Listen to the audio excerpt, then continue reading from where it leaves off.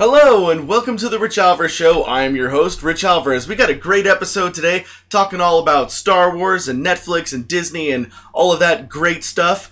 Bob Iger, he's been very open the last couple of days with his tweets, and he wants us to know that there is officially a third Star Wars show being planned over at the good people at Disney, Lucasfilm, and what have yous. So we know, of course, that there is The Mandalorian. We got a little preview at Star Wars Celebration earlier this year. The Mandalorian is going to be all about this mysterious Mandalorian guy that's only known as, of course, the Mandalorian. And, it's not Diego Luna, that's Casian Andor. I can't remember the guy's name, I'm so sorry. But the cool guy that, got killed by the mountain in Game of Thrones is playing the Mandalorian, and we don't know what his real name is yet. We just know that he is, of course, the Mandalorian. And then we have the Casian Andor show, which doesn't really have an official title yet. It's just we're just all calling it the Casian Andor show. Casian Andor was, of course, the second main character in Rogue One, and now he's getting his own show. K2SO, the cool, fun droid from Rogue One, is confirmed to be a part of this show, so it'll at least be Casian Andor and K2SO doing their merry and fun and sometimes heartbreaking, I'm sure, adventures before Rogue One. Of course, it has to be a prequel to Rogue One.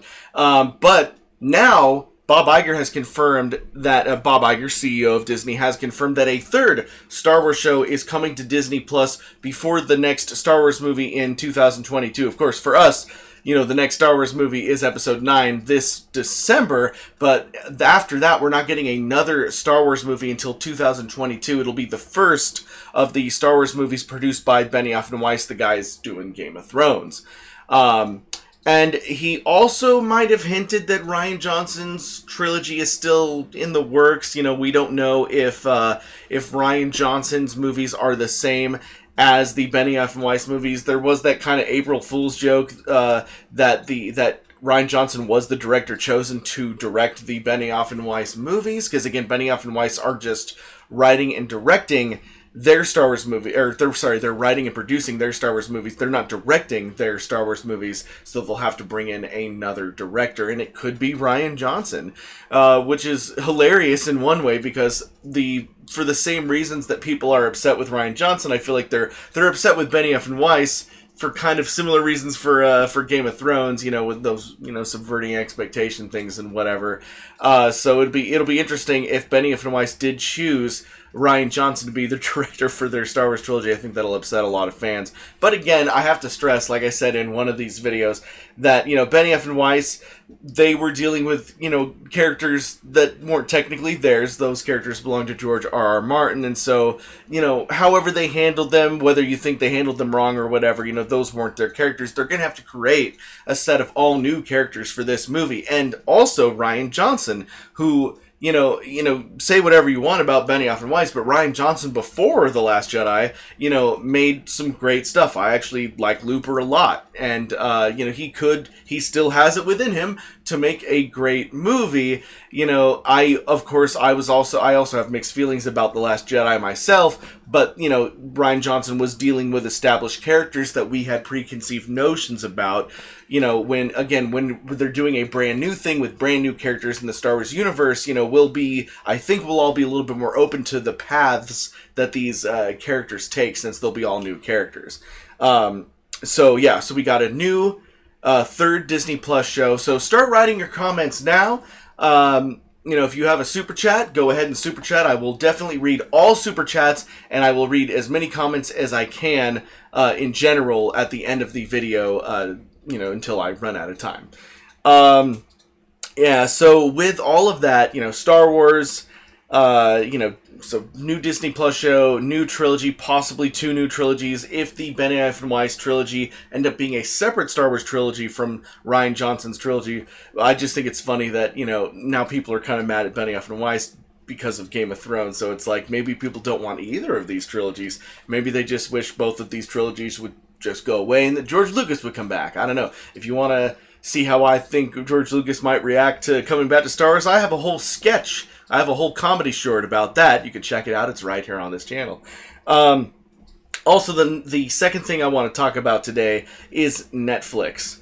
Now, Netflix has kind of been the go-to place to catch your Disney movies after they've left movie theaters. Like right now, if you go onto Netflix right now, you can still watch Avengers: Infinity War. You can watch Ant-Man and the Wasp. You can, watch a ton of Marvel stuff. Obviously Netflix has, Daredevil and Jessica Jones and all that Defender stuff.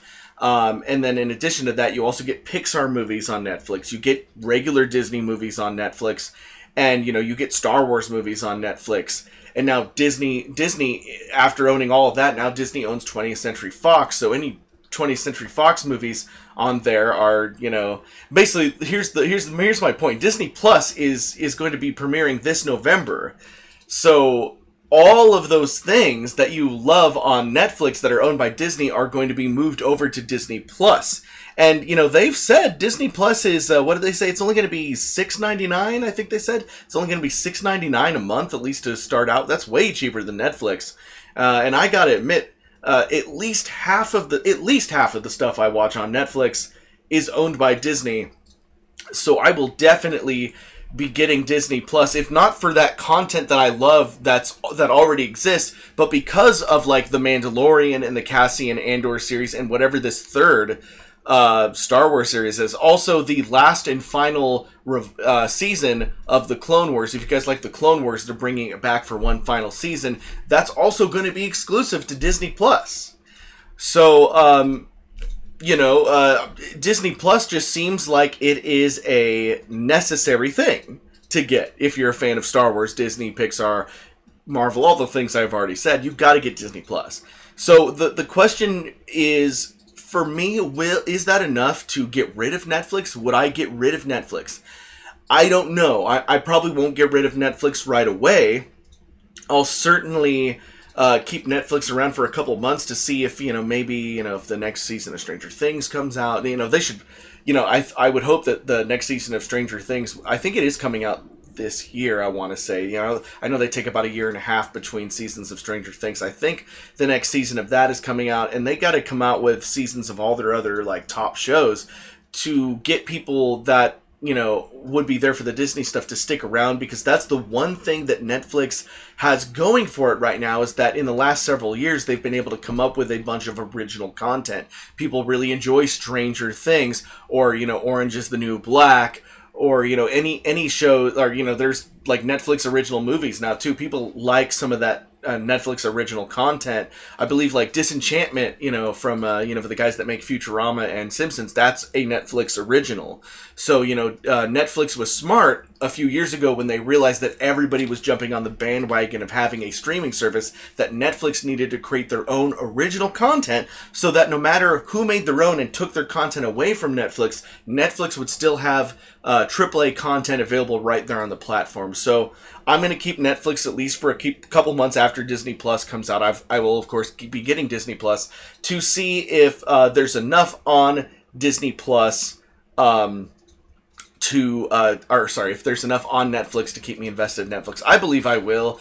I just hope that the price of Netflix goes down, because if Disney Plus is only $6.99 a month, there's no reason in the world to pay $15.99 or whatever Netflix is up to right now. I would hope that Netflix would be smart and at least lower their price down to $9.99. They're going to have to. It would be an interesting business move to lower their price right before Disney Plus comes out, so that way people still want to subscribe to Netflix, and also so that people that are subscribed to Netflix will stay subscribed to Netflix. That's just what I'm thinking. So, all of that. It's just sorry, I'm still thinking about the first topic. I'm going to bring it back to the first topic in case you're just tuning in right now. I did that whole rant about Disney Plus and Netflix. I'm bringing it back to the beginning of this whole thing. So, again, we've got a third confirmed live-action Star Wars show coming to Disney Plus. We have The Mandalorian, we have the Cassian Andor show, and there's this third one. That's the thing I would like you guys to let me know, either in chat right now, or let me know in the comments below. What do you think this third live-action Star Wars show is going to be on Disney Plus? Obviously, based on my thumbnail, you can kind of tell that I think it's going to be the long-rumored Obi-Wan show. I know that for a while they were talking about doing an Obi-Wan Kenobi movie, but then after the low performance of Solo: A Star Wars Story, they said, maybe no spinoffs right now. But I do think that, because Ewan McGregor has been very open about wanting to return to the role, and because that is a subject that a lot of us want to know, what was happening in those 20 or whatever years between episodes 3 and episode 4 with Obi-Wan / Ben Kenobi. And also, I think a lot of us would really just like to see Ewan McGregor, back as Obi-Wan. So my vote is for Obi-Wan. I'm seeing a comment right now, in the chat from Sturlson. Hello, Sturlson. You're saying, I'm hoping for a Knights of Ren show. Yes, that would be dope as well. He says that would be dope. But I would only hope for it. It's kind of a catch-22 because I would really like a Knights of Ren show if the Knights of Ren aren't covered in episode 9. I would really hope that they are, because why bring up the Knights of Ren in episode 7 if you are not going to bring them back up in episode 9? It just makes sense that, obviously Kylo Ren was a part of this bigger group of, the Knights of Ren. And one of my personal theories for episode 9 is that the Knights of Ren are all going to be like, oh, Kylo, you made yourself supreme leader and, you didn't talk to us. I think maybe one of us is more qualified for this role. So we'll see. But I think it would be a mistake if the Knights of Ren aren't somewhere in episode 9. But I guess even if they are in episode 9, a Knights of Ren show would still be dope, because I want to know more about these guys and what they've been doing in this galaxy far, far away, and all those zany adventures that they go on. I don't know. That would be cool. Yes, Sturlson, yes, he says Obi-Wan would be smart, yes. Yeah, Obi-Wan, Knights of Ren is a really good idea. Old Republic, obviously it's highly rumored that the Benioff and Weiss movie trilogy will be Old Republic, but I will state that the reason why that theory gets so much credibility or so much hype is just because Benioff and Weiss made Game of Thrones, which is in a medieval fantasy setting, and so people are just assuming, oh, they did medieval, so they'll want to do the Old Republic because that's a little bit more medieval than, classic Star Wars. So that's really where that rumor, comes from. We have no idea officially if Benioff and Weiss are doing an Old Republic movie trilogy. So I would say that if they're not doing a movie trilogy in the Old Republic, then yes, absolutely, I would love a live-action Old Republic TV series. In fact, I think I would prefer an Old Republic TV series, because then we could really explore that era, over seasons. I'm kind of the mind these days that I won't use the word prefer. I like television as much as I like movies. Movies are great because they can be big budget spectacles and you sit there for 2 to 3 hours, or less if it's a comedy or cartoon, but you sit there for about 2 hours and, you get a really enthralling, just bare bones story that's everything in one. And, I guess that's the real job of film, is to make you feel something in just a couple of hours. But how cool is the MCU, for example, that spreads their story over multiple movies, so that way you really become attached to the characters by, say, an Endgame, That's what a TV show does. And so, I don't know, I'm kind of tempted. I was tempted to say I prefer television because they're able to deep dive more into those character developments and really give us a broader story and show us more of the universe. So I'm going to say I would prefer an Old Republic TV show to any movie trilogy, because we just see way more of it and get way more in lore. Guys, lore.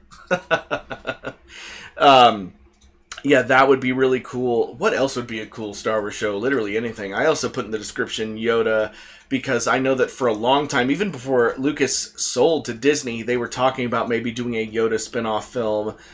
So I think that a Yoda spin-off film, again, spin-off films are probably dead, at least for right now, but a Yoda TV series about young Yoda, or, there was the rumor that the Old Republic movie or television show could incorporate young Yoda, and maybe it just doesn't go as far back, like the Old Republic comics and video games go to, 1, 2, 3,000 years back. It was rumored that maybe a TV show or movie made today, because they don't have to follow that canon. That's Legends now. All of that Old Republic stuff isn't necessarily canon today. They can make up a new Old Republic that's only like 700 or 800 years old, and we would get to see kind of like Padawan Yoda, or maybe he's training his first apprentice or whatever. That would be cool.